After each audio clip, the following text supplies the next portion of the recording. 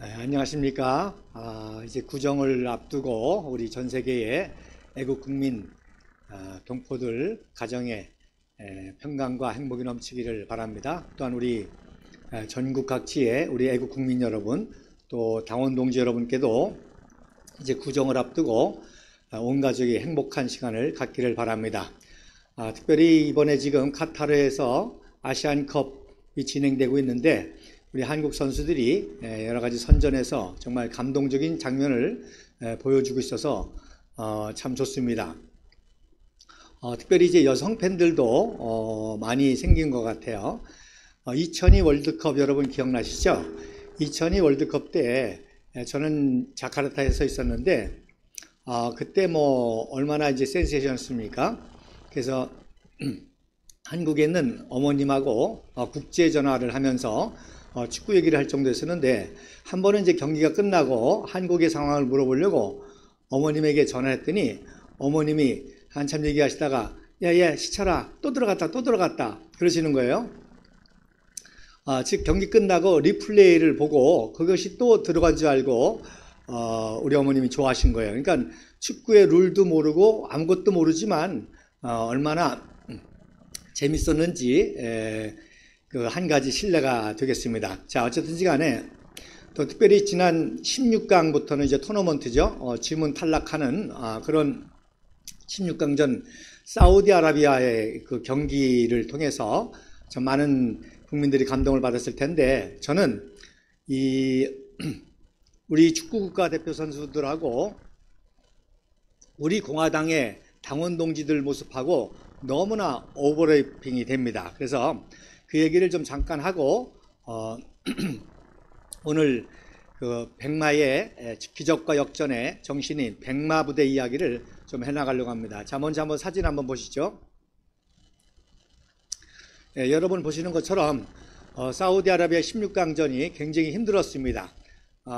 예선전에서부터 여러 가지 무승부를 겪으면서 굉장한 비난과 조롱을 받은 상태였었고 특별히 이제 전반전은 0대0으로 마쳤지만 후반 시작하자마자 한 골을 먹음을 통해서 정말 위기 상황이 닥쳤죠. 근데도 그럼에도 불구하고 우리 선수들이 인내하고 참고 또 평정심을 잃지 않고 또 끝까지 이 사력을 다하는 정신력을 보여줬습니다. 그래서 왼쪽에 있는 사진이 바로 후반전 시작하자마자 첫 골을 먹고 아주 절치부심한 그런 모습이고요. 오른쪽의 사진은 또 아이러니컬하게 후반 시작하자마자 1분 만에 먹었는데 후반 막판 인저리 타임 추가 시간 1분 남기고 우리 조기성 선수가 헤딩으로 골을 넣어서 1대1 연장전을 가는 그런 모습이 되겠습니다. 그래서 특별히 조기성 선수가 이제 예선전에 부진했기 때문에 많은 비난과 조롱을 또 받았지 않았습니까? 어쨌든 간에 저희도 7년 동안 정말 우파 좌파로부터 다 멸시와 조롱과 또 매도를 받으면서 또 수없는 대내적으로 위기 상황이 있음에도 불구하고 참 우리 공화당 당원 동지들이 인내하고 또 우리 조원진 대표님께서도 평정심을 잃지 않고 우리가 끝까지 지금까지 이렇게 그 위기를 극복하면서 나온 이 우리 공화당의 정신력하고도 굉장히 오버래핑이 됐습니다. 자, 그 다음에 두 번째로는 아시는 대로 이제 후반 추가 시간 그것도 이제 99분이 지나는 그 1분 남겨놓은 상황에서 극적인 동점골을 넣었죠. 참 그 어려움 속에서도 우리 손흥민 주장과 함께 모든 선수들이 서로 신뢰하고 서로 격려하고 일치 협력 단결해서 이러한 동점골의 그 극적인 동점골의 장면을 연출했다고 봅니다. 우리 공화당 당원 동지들도 정말 7년 동안 서로 위로하고 격려하고 또 일치담력 합심해서 지금까지 왔다고 봅니다.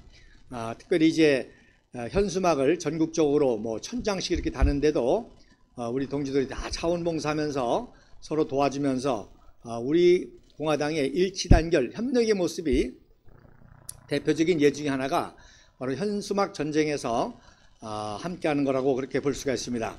어쨌든 두 번째로는 바로 선수들이 이렇게 서로 격려하고 끝까지 조규성 선수를 믿어주고 함께해서 결국 조규성 선수가 인저리 타임에 1분 남겨놓고 극적인 동점골을 이뤘던 것을 볼 수가 있습니다. 자, 그 다음에 세 번째로 세 번째 모습은 자, 연장전까지 다 했습니다만은 연장전에서도 참 수없이 우리 선수들이 잘했지만 골키퍼의 선봉으로 또 사우디 선수들이 이제 침대 축구라고 그러죠. 틈만 나면 누우면서 시간을 지연하고 흐름의 맥을 끊는데 결국 페널티킥 승부에서 우리가 4대2로 이겼습니다.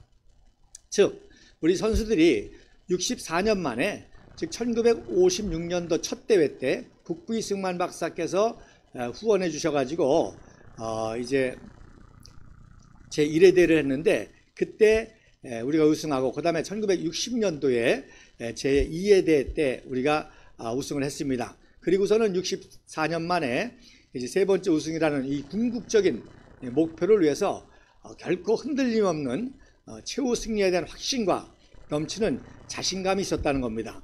자, 우리도 이 탄핵의 내란 사태에 우리도 정의와 진실이 이긴다고 하는 이 궁극적인 최후 승리의 사명을 가지고 지금까지 참 여러 가지 선거를 거치면서도 흔들림 없이 왔다고 봅니다. 자, 그 다음에 네 번째 사진 한번 보시죠. 네 번째 사진 보시면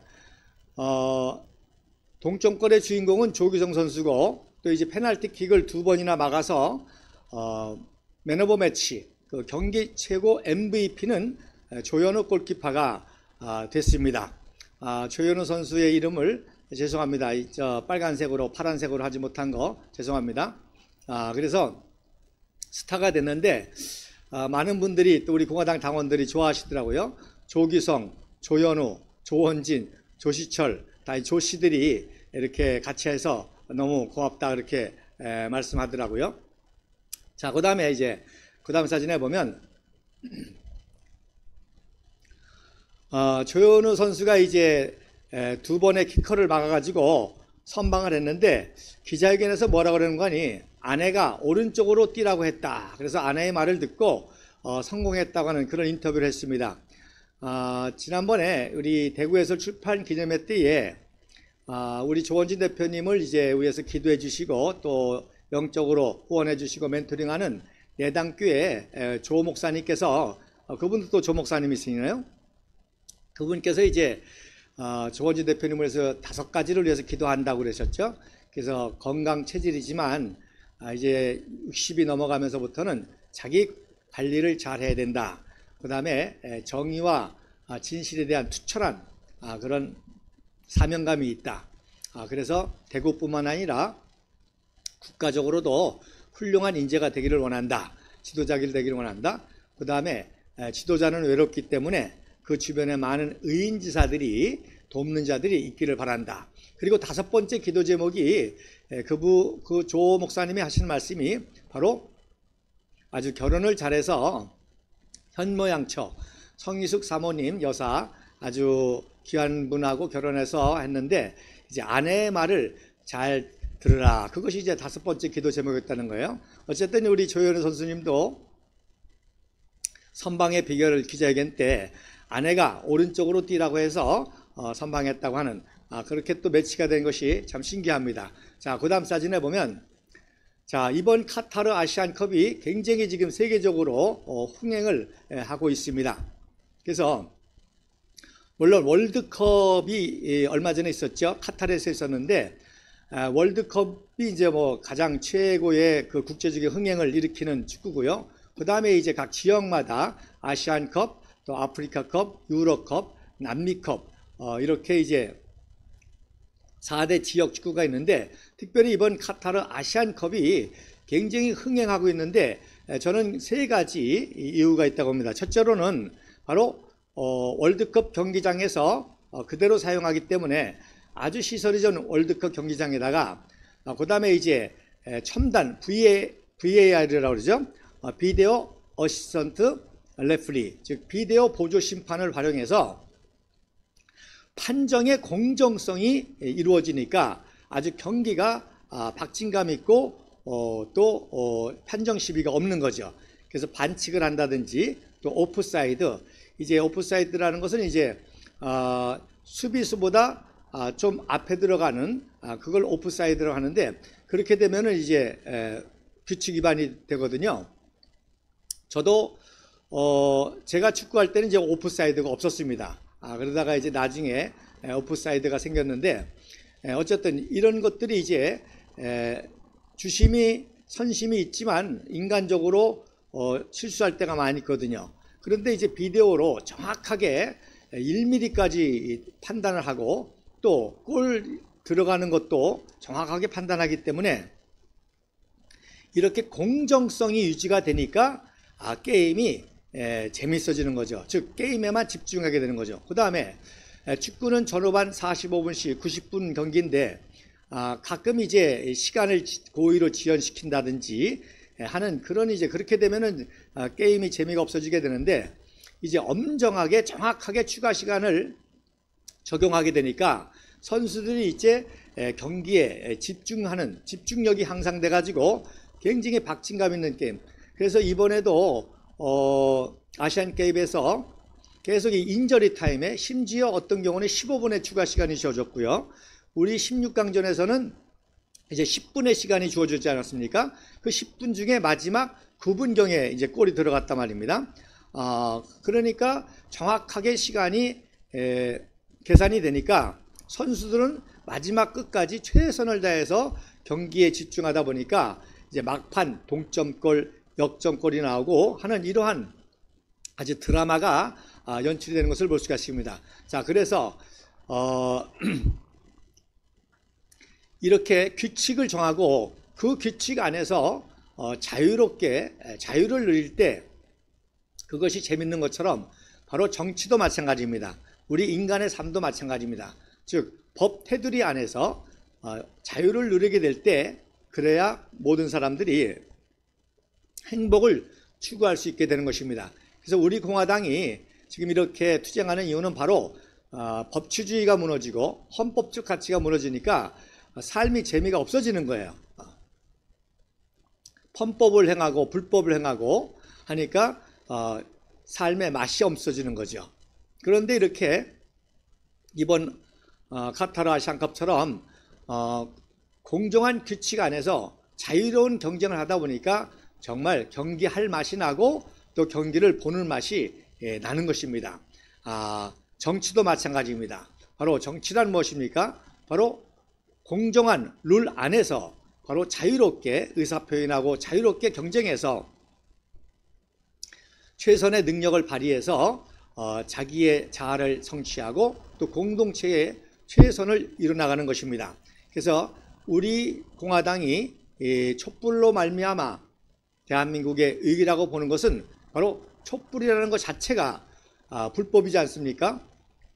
언론의 거짓 선전선동에 의해서, 그리고 국회에서 탄핵을 했지만 이 탄핵의 과정도 불법적인 거죠. 또 헌법재판소에서 판결도 또 절차에 있어서나 또 9명 전원이 아니라 1명이 거론된 상태에서 이런 법치주의가 지켜지지 않기 때문에 정말로 재미가 없는 그런 삶이 됐다는 것입니다.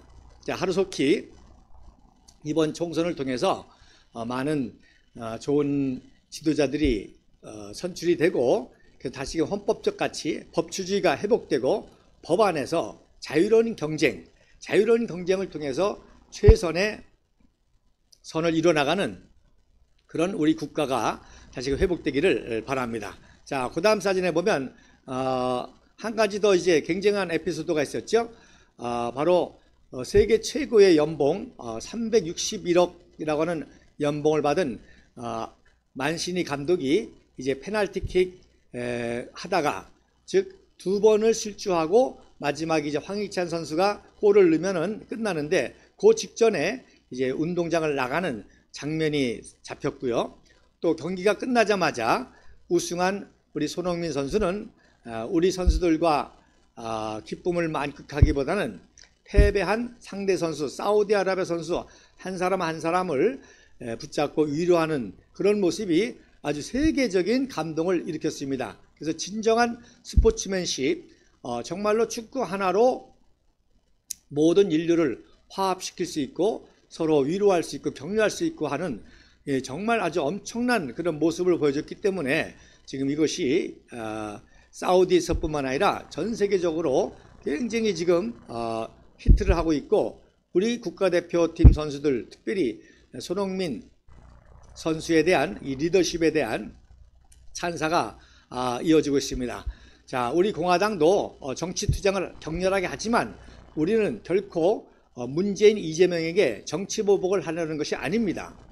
바로 정의와 진실을 바로 세우고, 그 바로 세우고 났을 때 우리는 얼마든지 용서하고 화합할 수가 있고, 심지어 북한의 공산 집단까지도, 김정은까지도 이제 체제 대결에서 완전히 지지 않았습니까? 그래서 항복을 시킨 다음에는 정말 얼마든지 우리 북한 동포들을 우리가 누리는 똑같은 자유와 기쁨과 행복을 누리게 하려고 하는 것이 우리 공화당의 자유통일을 위한 궁극적인 사명이 되겠습니다. 자, 그래서 이러한 이번에 이렇게 극적인 장면을 연출한 이 한국 국가대표팀의 이러한 스포츠맨십, 세 가지로 말씀드렸죠. 즉 어떠한 환난과 고난 속에서도 최선을 다하는 정신, 그리고 서로 격려하고 위로하고 합심합력하는 정신, 그리고 승리에 대한 확신, 이 세 가지가 바로 지난전부터 제가 강의 드렸던 백마부대의 정신입니다. 그래서 제9사단이 재창설됐을 때 그 재창설의 목적이 바로 그러한 것이었죠. 그래서 오늘 이제 계속 지난번에 강의를 이어가겠는데, 자, 사진 한번 보시겠습니다. 다시 한번 보여드리면, 자,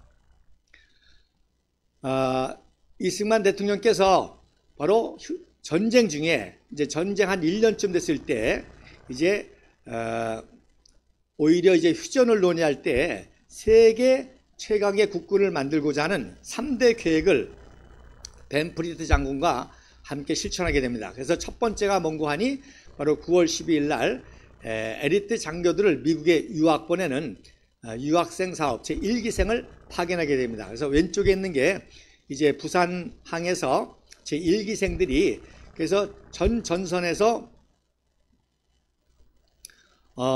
소위 중위급, 대위급, 보병, 포병 각 병과의 엘리트 장교들을 뽑아가지고 약 300명을 파견 보내는 그런 모습입니다. 제1기생 때는 이승만 대통령께서 다른 일정이 있어서 참석을 하지 못해서 왼쪽에서 보시면 이제 국방부 장관과 육군 참모총장 등이 이제 참석한 그런 모습이 되겠습니다.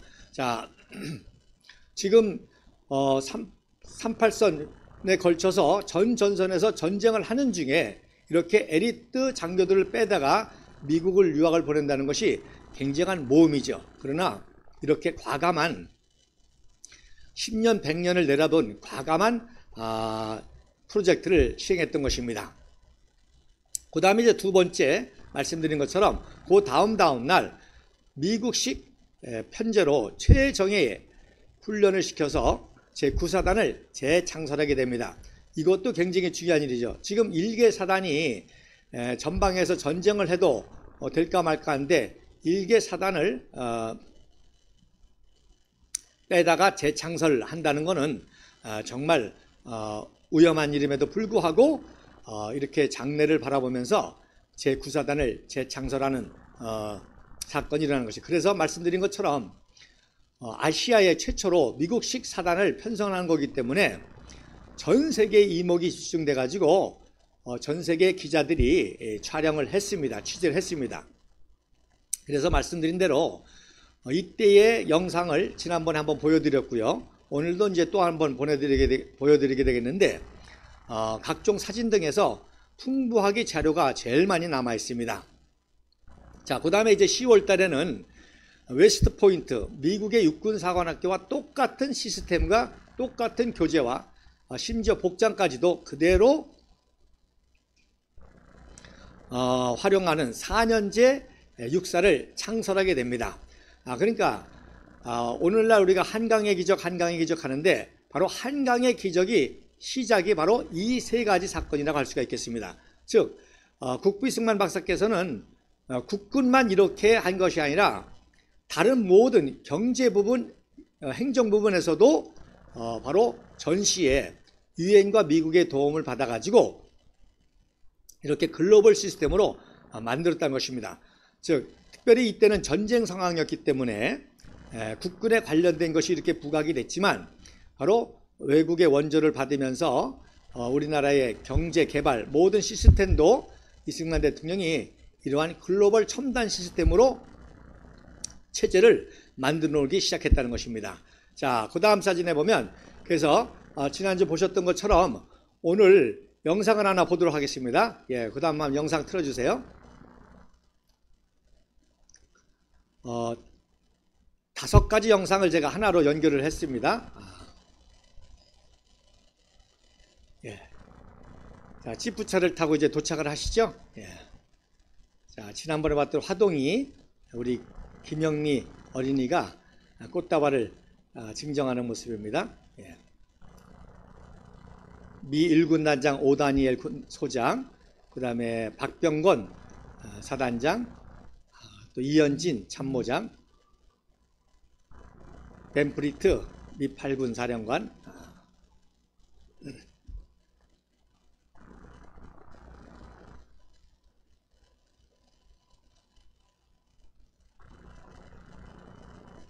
이때 이제 이승만 박사 나이가 76세인데도 이렇게 건강하게 일주일에 한 번씩 전선을 방문할 정도로, 특히 이제 벤프리트 장군이 이제 아버지처럼 모시면서 대한민국 국군의 현대화, 이 정예와 강군화에 헌신하게 됩니다. 예, 우리 병사들로부터 격려를 받는데 저 철모의 마크가 바로 최초의 구사단 마크입니다. 기하학적인 무늬로 작성을 했죠. 우리 사격 시범 훈련을 보이네요. 그 당시 이제 에만 갤런드라고 하는 이제 신형 소총, 이렇게 소년병 같은 우리 청소년들에게는 뭐 자기 키처럼 큰 장총을 가지고 훌륭하게 다루고 있습니다.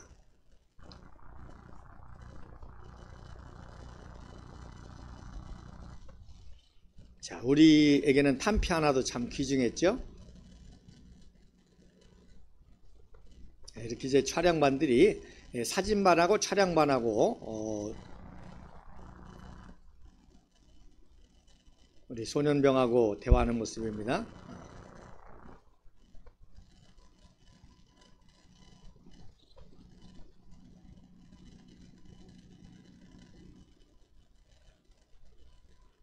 이때 나이가 이제 20살이면 지금 이제 90세 전후가 되시겠죠. 그 다음에 이제 포병, 제일 중요한 게 이제 이건 지금 사격장이고요. 미국식 정예 사단의 이제 제일 중요한 게 이제 포병이라고 그랬습니다. 완편된 1개 포병 대대가 지원하는 155mm와 105mm 곡사포가 지원하는 1개 대대가 편성이 되는 거죠. 자, 이거를 우리가 돈으로 하려고 그러면 얼마나 많이 들겠습니까? 이게 다 미국의 원조로 되어지는 거죠. 다 무료로.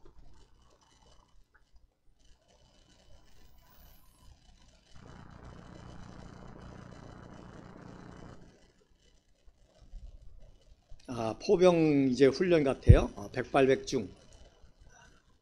박병건 준장이 안내하는 모습입니다. 만원경을 들고 계시죠? 얼마나 다정해요.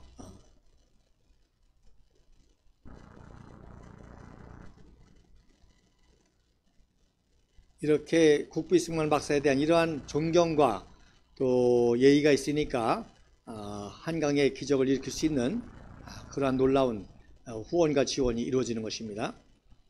철모 보시죠? 그 스페이드 마크 지난번 말씀드렸죠? 101 공수 사단의 506 연대의 표시입니다. 우리 병사들 훈시하는 겁니다. 이 훈시 내용이 이제 중요한 거죠. 우리 한국인은 똑똑해서 무엇이든지 배우면 잘할 수 있다. 여러분도 훈련을 받으면 이제 세계 최강군이 될 수 있다. 그런 내용의 이제 훈시입니다. 나도 프린스턴에서 박사를 했다. 자신감을 심어주는 거죠. 그리고 우리는 이길 수 있다. 그리고 유명한 말씀, 뭉치면 살고 흩어지면 죽는다. 우리가 합력하면 무엇이든지 이뤄낼 수 있다.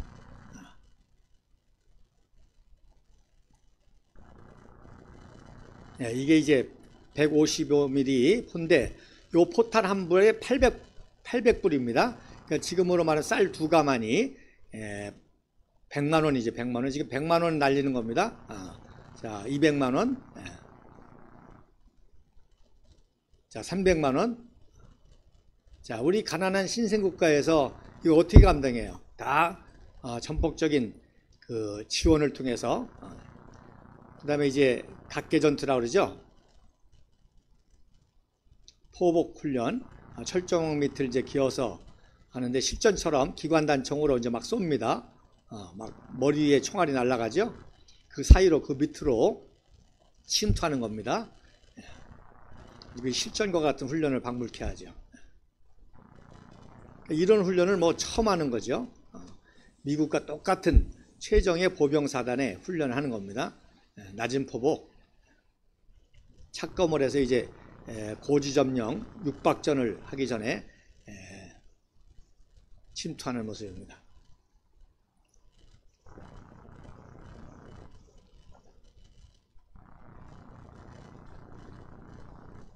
자, 이제 돌격 앞으로, 고지점령을 돌격 앞으로 육박전이 벌어집니다. 개머리판으로 머리를 치고, 그 다음에 착검한 검으로 찌르고, 우리 당당한 구사단 장병들입니다. 네, 됐습니다. 자, 그래서 그 다음 사진에 보면 특별히 이제 이 훈련을 이제 주한 미 군사고문단이라고 그러죠. 코리아 밀리터리 어드바이즈 그룹 KMAG입니다. 죄송합니다. 특별히 이제 크로스 수석 준장이 수석 고문관 준장이 이제 지휘해서 훈련을 하면서 이렇게 이승만 박사를 영접하고 또 점검하는 모습인데, 그러니까 미국의 최정예 군사 지도자들이 함께해서 한미연합으로 교육과 훈련을 시켰다는 것입니다. 자, 그 다음 사진에 보면, 그래서 제3대 미 8군 사령관 벤프리트 대장이 이렇게 국부 이승만 박사와 아주 마음이 맞은 거예요. 의기투합하는 거예요. 그래서 우리 한국군을 얼마든지 훈련시키고 미국과 같은 시스템과 편제와 무기를 대주면 얼마든지 중공군을 섬멸할 수가 있다. 국방안보를 이룰 수가 있다. 최대의 반공국가를 만들 수 있다. 그래서 이제 벤프리트 장군이 이제 전폭적으로 후원을 하게 됐던 것이고요. 자, 여기서 이제 중요한 것이, 자, 오른쪽 사진에 그 훈련 교관인 미군이 있는데 벤프리트 장군이 왼손으로 이렇게 가리키면서 그 밑에 철모가 써 있는데 그 철모에 뭐라고 써 있는 관이 캔두라는 말이 써 있습니다. 캔두라는 말이. 자, 그 다음 사진에 보면 이 캔두라는 말이 바로 미 제3사단 15연대의 모토입니다. 자, 그래서 벤프리트 장군 옆에 있는 교관의 마크가 바로 이게 3사단 마크입니다. 미국의 최정예 사단 중에 하나인 이 3사단 마크인데, 이 3사단 특별히 15연대의 모토가 바로 캔두, 할 수 있다는 것이 모토였습니다. 그러니까 이러한 최정예 미 3사단이 똑같이 우리 제9사단을 최정예로 훈련을 시켰던 거죠. 그래서 왼쪽에 보면 이제 촬영하는 모습이 보이죠. 이건 이제 촬영반입니다. 사진반이 아니라 촬영반이 비디오로 촬영하는 그런 모습이 보이고요. 자, 그래서 이승만 대통령이 또 앉아서 포사격을 보는 모습인데, 자, 그 다음 사진에 보면 이 제3사단이 어떤 사단이냐. 이 제3사단은 1950년 11월 5일 날 참전했습니다. 그래서 특별히 1951년 3월 달에 바로 중공군으로부터 서울을 탈환할 때 선봉부대가 제15연대 제2대대 레이더 중대였습니다. 그래서 왼쪽의 사진을 보면 이 레이더 선봉 중대가 이제 서울을 점령하고 그 용산 미군 부대의 초소에 태극기를 개항하는 모습입니다. 참 이런 것들이 참 감동적입니다. 성조기를 개항하는 것이 아니라 한국 국기를 이 미군이 소지해가지고 가지고 있다가 서울을 탈환하자마자 용산 미 8군을 탈환하자마자 제일 먼저 초소에 태극기를 설치하는 그런 모습이 되겠습니다. 그리고 오른쪽에는 이제 카츄샤와 함께 빨갱이들을 체포해가지고 인솔해 나가는 장면이 되겠습니다. 자, 그래서 또 이 훈련을 도와준 제1군 단장 오다니엘 소장, 지난번에 배웠죠. 최고의 보병 장교로 명성을 날린 사람인데 바로 오다니엘 수장이 1944년 제2차 세계대전 때는 직접 제3사단장으로 복무를 했습니다. 그러니까 자기가 복무했던 부대, 그 부대의 장교들이 또 이렇게 구사단을 훈련시켰던 거죠. 그리고 아까 말씀드린 이제 그 미 군사고문단 수석고문관이었던 바로 크로스 준장이 이제 소장으로 진급해서 요 훈련이 끝난 다음에 곧바로 소장으로 진급해서 제3사단장을 맡게 됩니다. 자, 그 다음 사진에 보면 그래서 이제 확실히 보이죠. 왼쪽 사진에 보면 철모에 캔두라고 썼습니다. 그래서 미 3사단 교관이 모습인데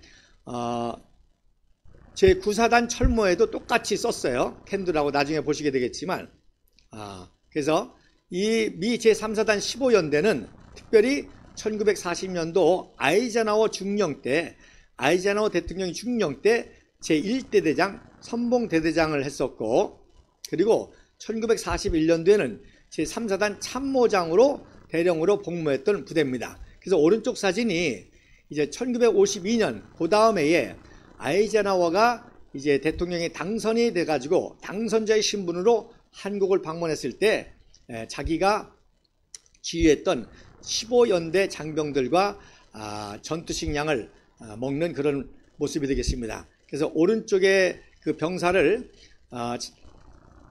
아이젠하워 대통령의 아들 존 아이젠하워라고 잘못 알려지기도 했는데 아이젠하워는 그 당시 이제 소령으로 대대장으로 전방에 근무하고 있었는데 만약에 전방에서 근무하다가 중공군에게 포로가 되면 휴전 협상에 불리할 거 아니에요. 대통령 아들이 잡혔으니까. 그래서 사단 본부로 뺐죠. 그래서 이제 아들도 만나게 되는데 아들 만나는 사진이 또 있긴 있습니다. 그래서 이것이 이제 아들과 함께 전투식량 먹는 거라고 그렇게 잘못 알려졌는데 이거는 아들이 아니라 바로 하사관하고 먹는 겁니다. 그래서 오른쪽에 보면 3사단 휘장이 보이죠. 그 밑에 바로 상사 그 갈매기라고 그러죠. 갈매기 거꾸로 된 거 3개가 그려져 있는 계급장을 부착한 모습이 보입니다. 그래서 존 아이젠하워는 당시 소령이기 때문에 안 맞죠.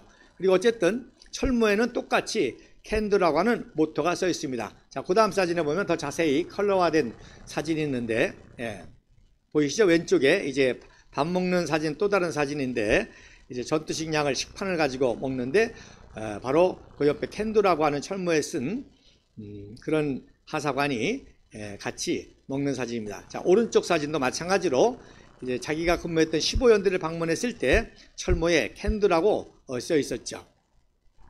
그래서 말씀드린 대로 이제 1944년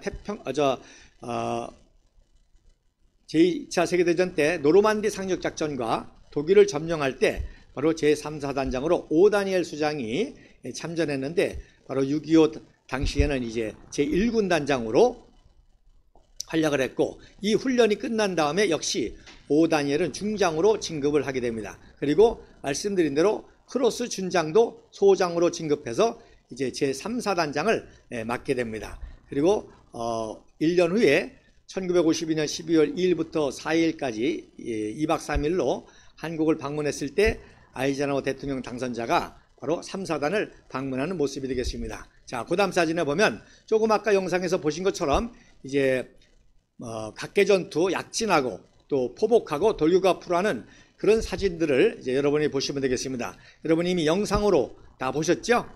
또 이 사진으로 보면은 또 아주 또 생생합니다. 자, 이렇게 땀을 뻘뻘 흘리면서 기관총 사격하는 그 밑에서 전진하는 모습이고요. 자, 그 다음 사진.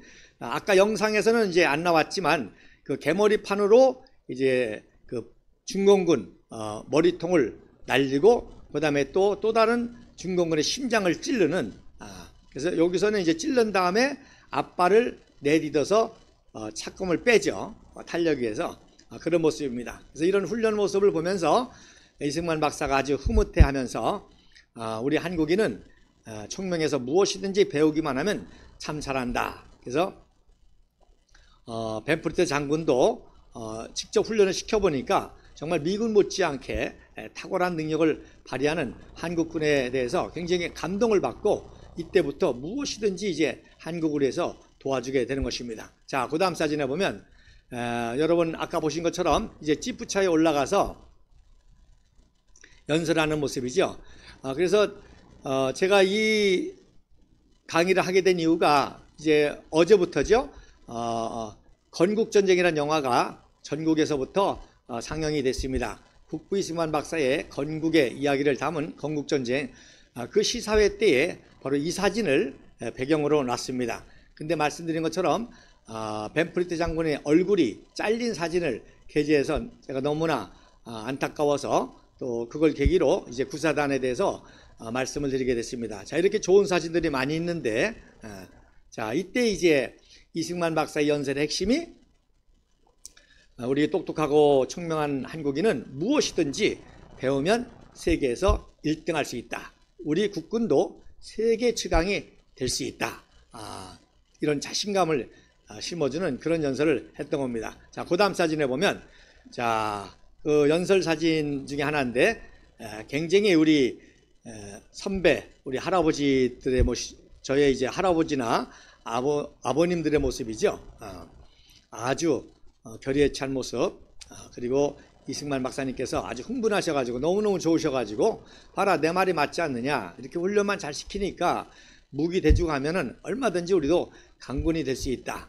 그래서 제가 늘 말씀드린 것처럼 역사는 진정한 영웅을 믿고 따르는 작은 영웅들에서 쓰여진다. 그래서 이 영웅을 알아본 벤프리트 장군이 이렇게 도와줬기 때문에 한강의 기적이 일어났고 또 벤프리트 장군을 믿고 따랐던 우리 군의 장성들 그리고 우리 장병들이 결국에 위대한 역사를 이루게 됐던 거죠. 자, 그 다음 사진에 보면 이제 훈련을 마치고 이제 돌아가시는 모습입니다.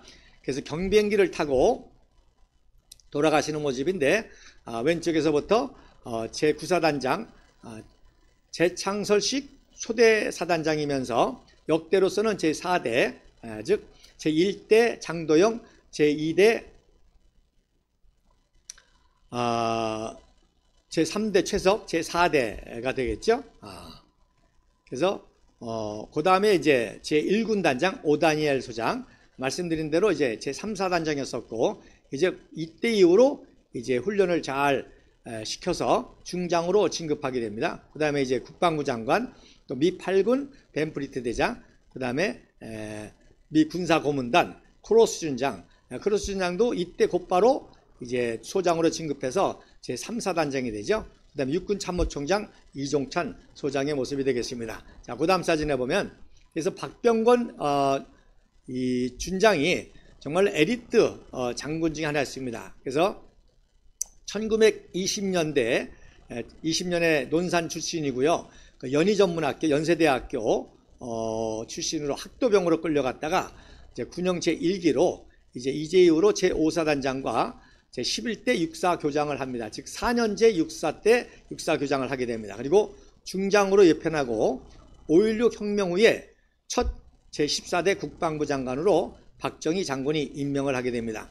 그래서 박정희 장군의 그 혁명 이야기 때 제가 말씀드렸지만 혁명 당시에 가장 군에서 존경받아서 혁명의 지도자로 세 분이 있었는데 그분이 바로 박정희 또 박병권 이알림이었습니다. 이 세 분의 장군이 가장 유능하면서도 청렴결백해서 나라를 이끌 수 있는 혁명가로 이 세 분이 존경을 받았는데 결국에 이알림 장군은 일군 사령관으로 장면 정권하에서 결국 용기를 못 냈고, 박병건 중장은 교육사령관이었기 때문에 실병력을 또 이렇게 지휘할 수 없는 그런 또 지위에 있었고, 물론 뭐 얼마든지 할 수 있었겠지만, 그 다음에 이제 박정희 장군이 2군 부사령관으로 혁명에 성공했던 것입니다. 어쨌든 그래서 최고 엘리트 장군으로 이렇게 존경을 받게 되는 것입니다. 자, 그 다음 사진에, 그래서 이때부터 국비승만 박사께서 우리 훌륭한 장성들에게 이제 회호를 써주기 시작합니다. 그래서 첫 번째 회호가 바로 박병건 준장으로부터 제9사단 재창설식 때부터, 그러니까 이 제9사단 재창설이라는 것이 얼마나 어마어마한 사건이라는 것을 알 수가 있죠. 미국과 똑같은 최정예 사단이 새로 탄생하는 것이니까 한국뿐만 아니라 아시아에서도.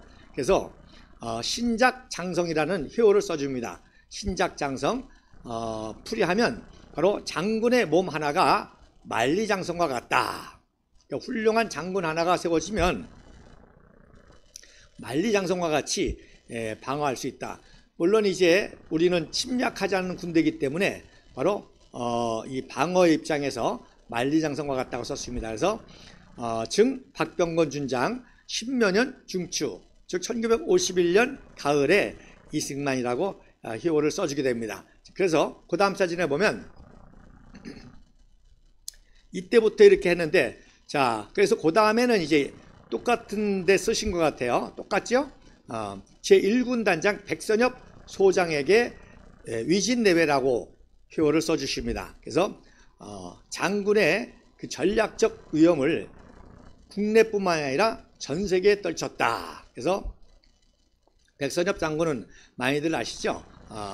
그리고 그 다음에 제11사단장 오덕준 중장에게는 위국 진충이라고 표어를 써주십니다. 그래서 조국을 위해 충성을 다한다. 그래서 오덕준 이 준장은 11사단장으로 특별히 동부전선, 즉 설악산을 탈환하고 고성을 탈환하고 금강산을 탈환하려는데 굉장히 그 공을 세웠기 때문에 이승만 대통령께서 오덕준 준장에게도 같은 때 회호를 써주셨습니다. 근데 놀라운 거는 그래서 고성 근처에 이 회호로 바위에 새긴 거예요. 그래서 흐릿하게 잘 안 보이는데 거기 위국 진충이라고 하는 바위에 새긴 것입니다. 그리고 이국 진충이라는 이 호는 제가 그 당시 호는 찾을 수 없어 가지고 찾은 중에 1959년도 YMC를 위해서 썼던 회호를 똑같은 내용이기 때문에 위국 진충이라고 해서 이렇게 기록을 했습니다. 그래서 이때부터 이승만 대통령께서 바로 우리 국군의 위대한 영웅들을 기념하고 또 축하하기 위해서 이런 희호를 남김으로써 역사를 기록하게 되는 것입니다. 왼쪽 사진은 이제 백선엽 준장이 소장으로 특진해 가지고 제1군 단장이 됐을 때 1군단을 방문한 사진이 되겠습니다.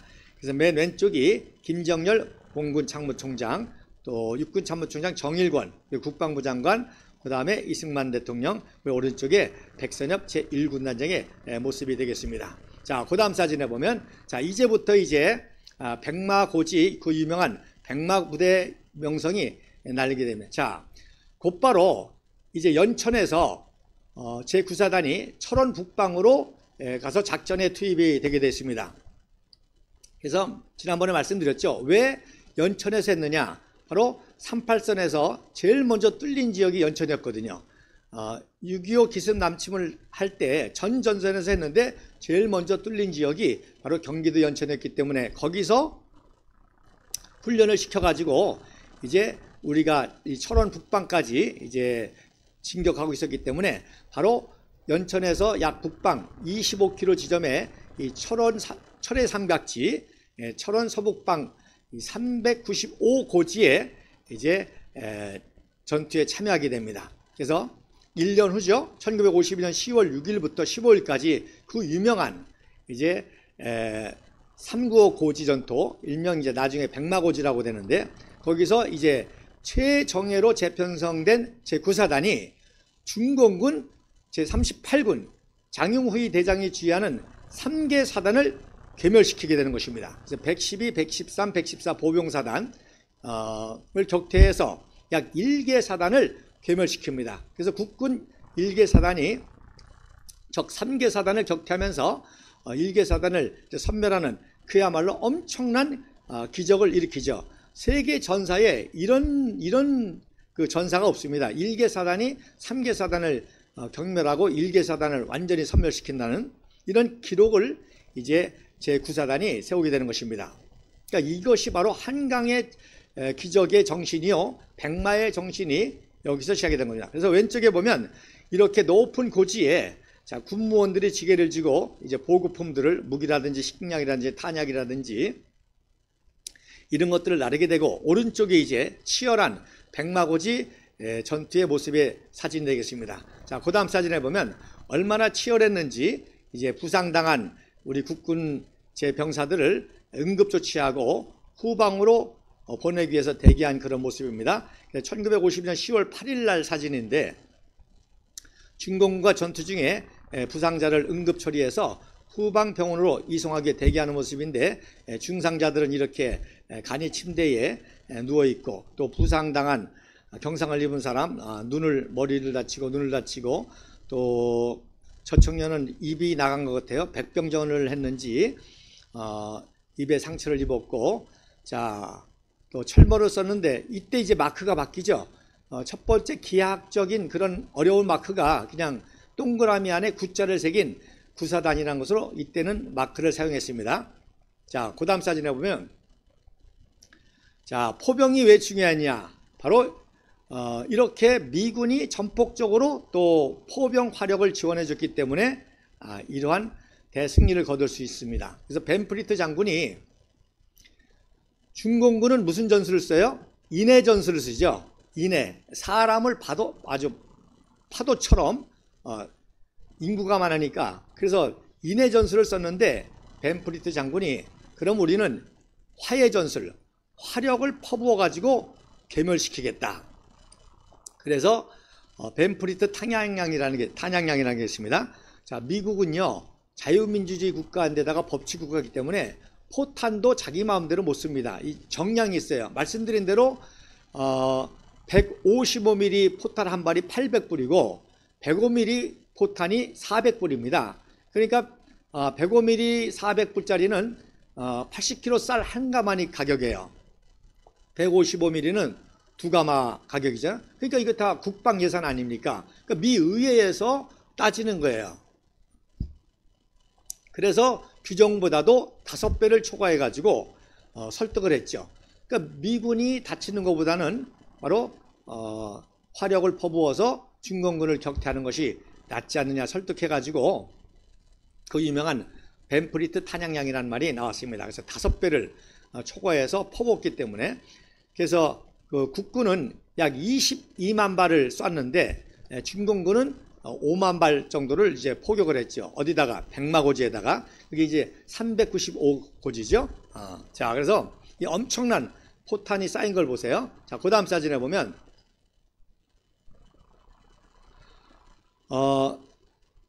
그 국군 구사단과 함께 같이 참전했던 미 3사단 제10포병대대에 배속된 카츄샤, 우리 한국 군인들이 20만 발 발사 기념으로 기념 촬영을 한 거예요. 20만 발. 그리고 오른쪽이 바로 야간에도 155mm 호위저라고 하는데 그 유명한 호위저 곡사포를 쏘는 그런 아주 기념비적인 사진입니다. 자, 그러니까 여러분 아시겠죠? 이 백마고지 제9사단의 백마고지 전투가 얼마나 치열하기도 했지만 재창설한 다음에 처음으로 실전에 투입해서 중공군과 전투를 하는 거기 때문에 이것이 성공을 하느냐 마느냐가 또 국제적인 관심 아니겠습니까?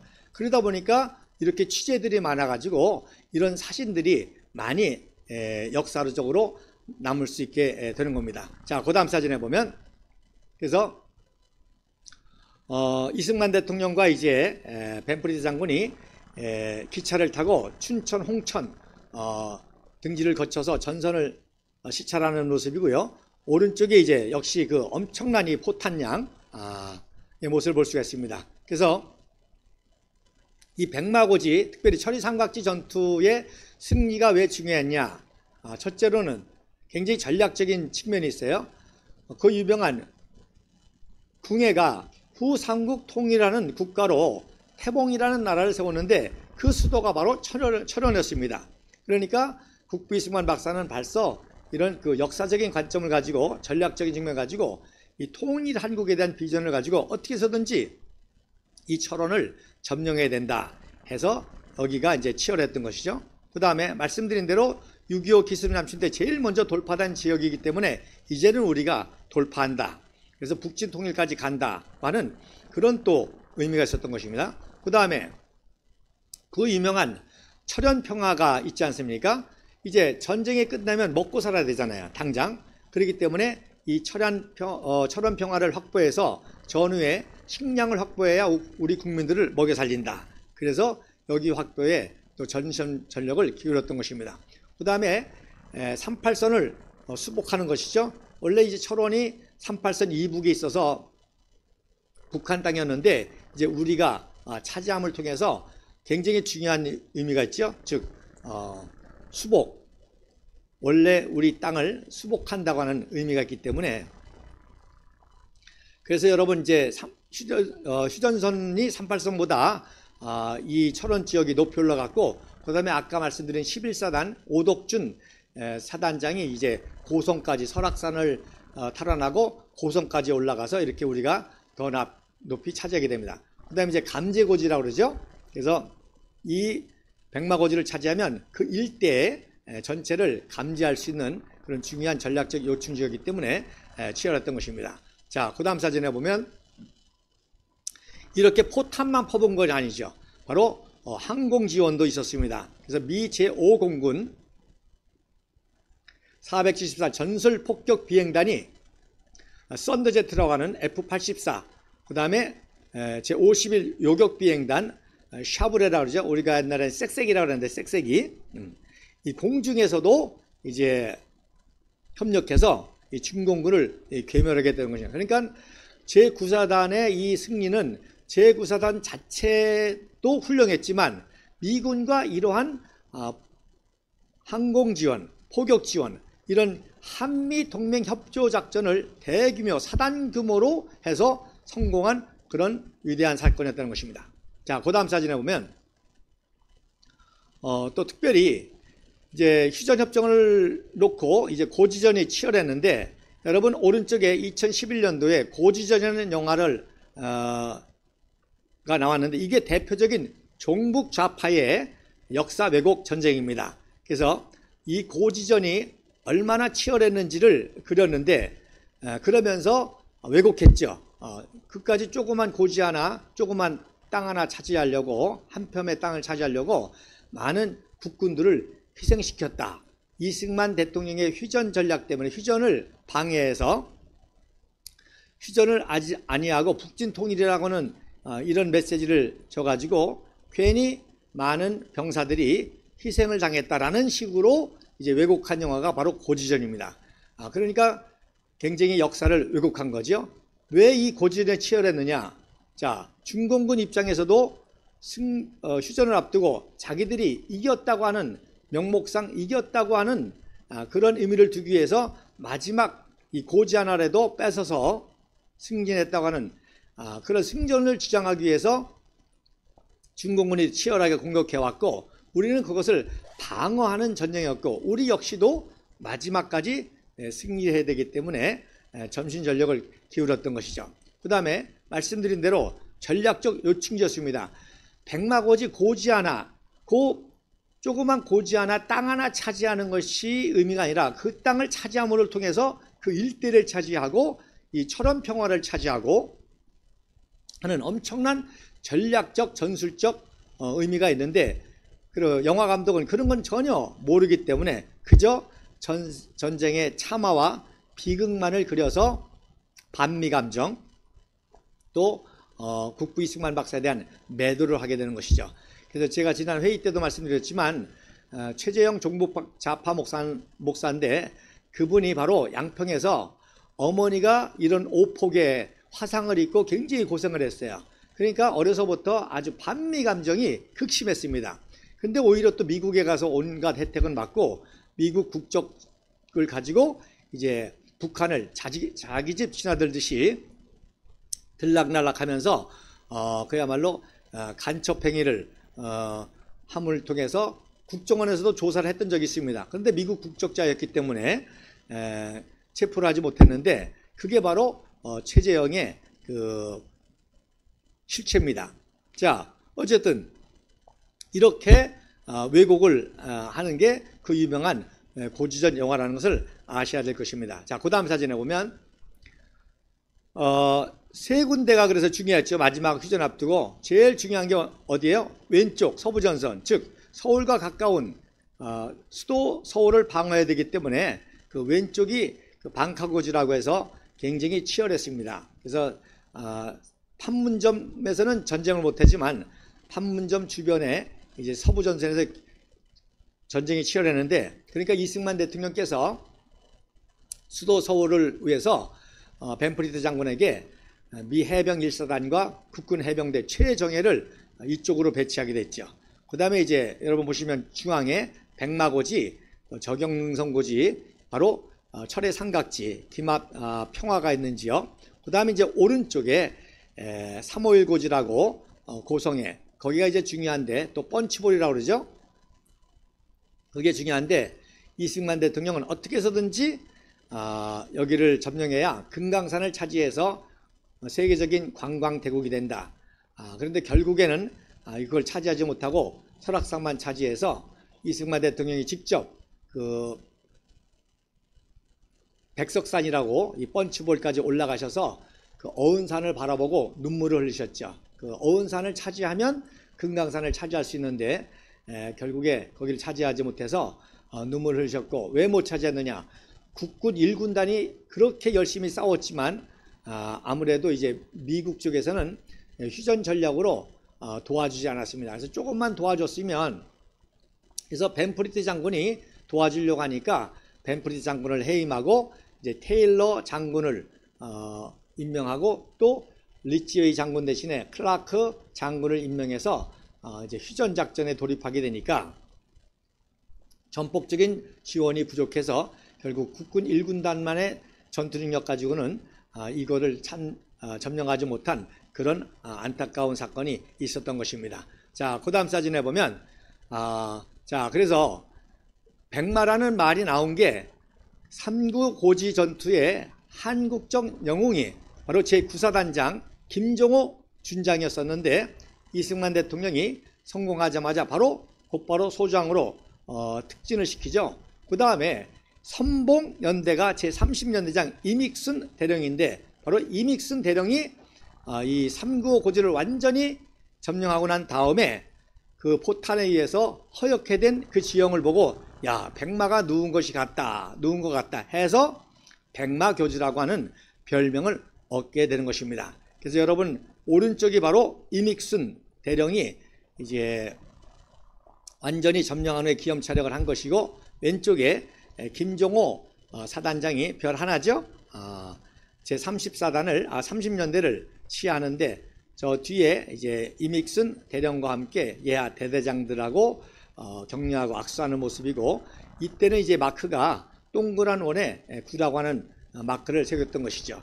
자, 그래서 이믹순 연대장이 백마와 같다 해서 백마고지라는 별명이 생겼고, 또 미군이 이제 이걸 취재하면서 그 말을 듣고 화이트 홀스라고 하는 말을 쓰게 되는 것입니다. 자, 그 다음 사진에 보면, 그래서 이승만 대통령이 직접 또 백마고지를 방문해 가지고 전공을 치하하죠.